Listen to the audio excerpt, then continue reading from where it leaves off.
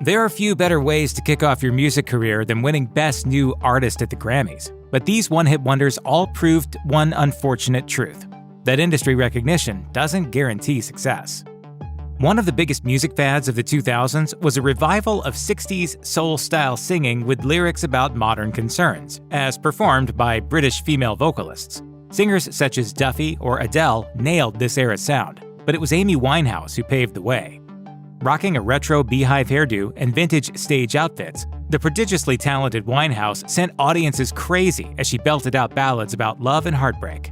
Her 2003 debut album Frank only produced some minor hit singles in the UK, however, so the US-based Grammy Awards deemed it acceptable for Winehouse to contend for Best New Artist at the 2008 ceremony. By then, though, her Back to Black single, Rehab, had crossed into the top 10 of the pop chart, while also faring respectably on the R&B and alternative rock lists. Winehouse's next single, You Know I'm No Good, flopped at number 76, but Grammy voters didn't seem to care about that. Rehab won the prizes for Record of the Year and Song of the Year, and Winehouse was given Best New Artist over Paramore and Taylor Swift. Nowadays, of course, many of Winehouse's songs have become as popular and beloved as Rehab, but things weren't quite so simple at the time.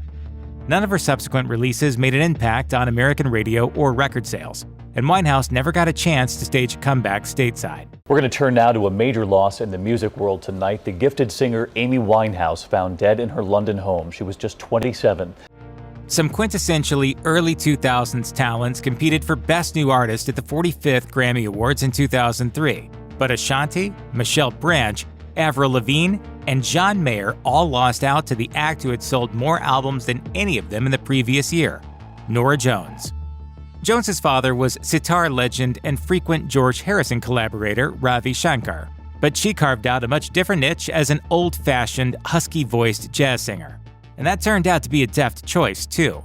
Jones' album, Come Away With Me, sold a staggering 27 million copies after its release in 2002.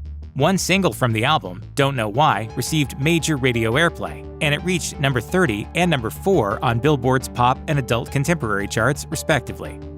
That same tune won Jones Record of the Year at the Grammys. That same night, she took home Best New Artist as well as Album of the Year for Come Away With Me. Sadly, Jones' subsequent releases have failed to hit those heady heights, and she's yet to make a return to the upper echelons of the pop charts. Most of the acts nominated for Best New Artist at the 2011 Grammy Awards had a reasonable shot at winning. Voters gave nods to future stars Mumford & Sons, Florence and the Machine, Justin Bieber, and Drake. On the night, however, the award went to the underdog. That's not bad for a night's work. I would say it's not bad at all, yeah. Esperanza Spalding is best known as a progressive jazz artist and faculty member of the prestigious Berklee College of Music. Experimental jazz musicians don't often win major Grammys, nor do they typically sell many records. Spalding's first two albums of the 2000s, Junjo and Esperanza, sold moderately well in jazz circles, while Chamber Music Society, the record that won her Best New Artist, enjoyed a brief sales surge from curious Grammys followers. Enduring Goodwill also lifted Spalding's next album, Radio Music Society, to a top 10 debut in 2012. Spalding still makes music today, and she's won a few more Grammys too, but she's never had a hit single since. Shelby Lynne won Best New Artist at the 43rd Grammy Awards despite not really being a new artist at all.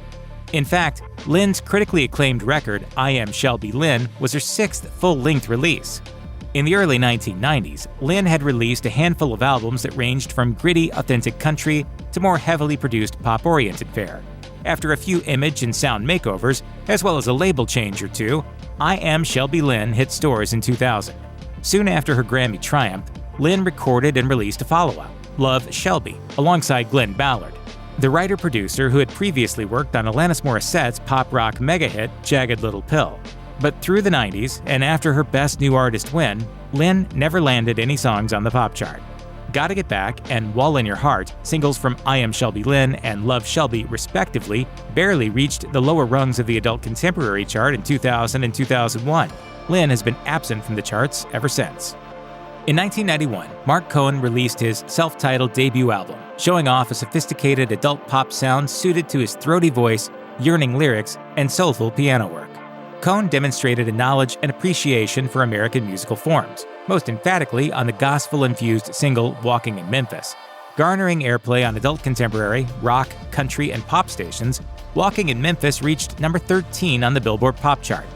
Cohn went into the 34th Grammy Awards with nominations for Best Pop Vocal Performance Male, Song of the Year, and Best New Artist. Now that's one you might not want to win, right? That's what I've been told. Yeah, it's like because some of those cats go away into My Sharona land. He ended up winning Best New Artist in a stacked category that also included Boyz II Men and Seal. Yet Cohn struggled to repeat the success of Walking in Memphis. He's since released 5 more albums, with only the first garnering a Platinum Album Award from the Recording Industry Association of America. 2 other singles from 1991, before Cohn won the Grammy, are the musician's only other Hot 100 placements. Silver Thunderbird petered out at number 63, and True Companion reached number 80. Smooth and mature soft rock ruled the music in the 1970s, to the great benefit of the Starland vocal band. In 1976, the 4-voice act signed to Windsong Records, operated by soft rock king John Denver, and released a self-titled record. The first single on that album was Afternoon Delight, which went to number 1 on the pop chart, hit number 5 on the adult contemporary chart, and snuck onto the country chart too. When the nominations for the 19th Grammy Awards were released, the Starland vocal band received 4 nods, including for Record of the Year and Best New Artist. They took home the latter prize, defeating disco one-hit wonder Wild Cherry and arena rock sensation Boston. But neither subsequent releases nor their own TV variety program could keep the success going. Starland vocal band made just 1 more appearance on the Billboard Hot 100. Loving You With My Eyes hit number 71 in 1980. The winner of the Best New Artist category at the 20th Grammy Awards wasn't a complete unknown at the time. Debby Boone is the daughter of Pat Boone, the 1950s pop-turned-country singer best known for singing sanitized versions of raunchy early rock records. In the fall of 1977, the younger Boone's first single, You Light Up My Life, jumped off of the soundtrack of a flop movie of the same name and went all the way to number 1 on the Billboard Hot 100. Okay, what's the name of the song? You light up my life. You light up my life. Right, You Light Up My Life. Take 1. It held that position for 10 weeks, marking a chart record at the time. The song was such a juggernaut that it propelled Boone to a Best New Artist award, defeating the Bee Gees' younger brother Andy Gibb and popular rock band Foreigner. While those acts kept the hits coming for many more years, however, Boone only made it to the lower part of the Hot 100 twice in 1978, and then never again after that. She later reinvented herself as a country singer and had a few successes in that regard, most notably the 1980 number 1 country hit, Are You on the Road to Loving Me Again? The mid-1970s was a particularly explosive era in music. Arena rock, disco, folk pop, soul, soft rock, and punk artists vied for chart space during this period, and this variety was well represented in the Best New Artist category at the 17th Grammy Awards. Multiple genre singer-songwriter Phoebe Snow, hard rock supergroup Bad Company, and Motown singer Johnny Bristol were all nominated in '75. In the end, though, they all lost to a man best known for composing film scores and recreating the ragtime hits of the early 1900s. Marvin Hamlisch had enjoyed a successful 1974 and 1975, and the Grammys honored his achievements appropriately. He won Best New Artist, Best Original Score for his work on the movie The Way We Were, Song of the Year for writing that film's theme song, and Best Pop Instrumental Performance for The Entertainer. The latter had been written in 1902 by Scott Joplin, and Hamlisch's recording for the period movie The Sting became an unlikely smash, topping the soft rock chart and peaking at number 3 on the pop chart. Your boss is quite a card player, Mr. Kelly. How does he do it? He cheats. Hamlisch would never make another singles chart of any kind, however, making his Best New Artist win all the more remarkable. Folk-inspired singer-songwriters had a big cultural moment in the 1970s, and one of the hottest, for a short while, was Rickie Lee Jones. Inflecting her recordings with elements of jazz and beat poetry, Jones released her self-titled debut album in 1979. Her first song was a hit across genres, making Billboard's R&B and adult contemporary charts in addition to the pop-based Hot 100. The playful and soulful Chuck E.'s In Love reached number 4 on that list. In the summer of 1979, Jones' follow-up single, Youngblood, only reached as far as number 40 on the same chart. This was the last time Jones would come anywhere close to releasing a hit song, but that didn't matter to Grammy voters. Chuck E.'s In Love landed nominations for Song of the Year and Best Pop Vocal Performance Female. and it was a key factor in Jones' Best New Artist nomination. In 1980, she won her Grammy for Best New Artist, beating Robin Williams and Dire Straits. After that, Jones eked out a couple of moderately successful singles in the early 1980s and built a respectable career, but none of her subsequent songs ever quite rocked the charts. In the 1960s, a singer could become a household name off the back of a prominent Broadway musical or a TV variety show, and this was the path to stardom for Robert Goulet. After landing a few roles on Canadian TV in the 1950s, Goulet portrayed Sir Lancelot in the original 1960 Broadway production of the King Arthur musical, Camelot. The young actor was the breakout star of a musical so long-running and culturally significant that its name was used as a nickname for President John F. Kennedy's administration. After appearing on The Ed Sullivan Show, Columbia signed him to a recording contract. Thank you very much. Oh, I'm sorry.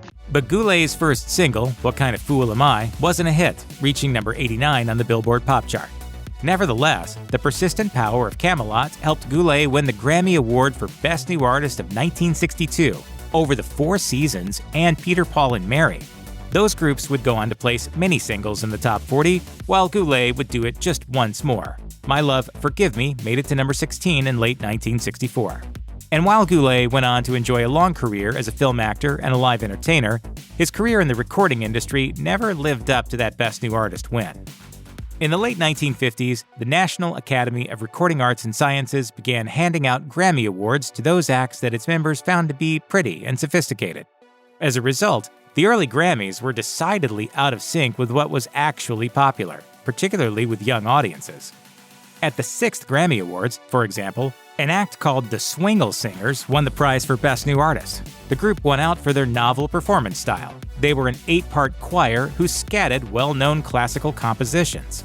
In addition to Best New Artist, the Grammys also nominated the Swingle Singers for Album of the Year for Bach's Greatest Hits, which was sold in some territories as Jazz Sebastian Bach. The record sold moderately well in the US, but it never reached the top 10 and didn't feature many hit singles at all.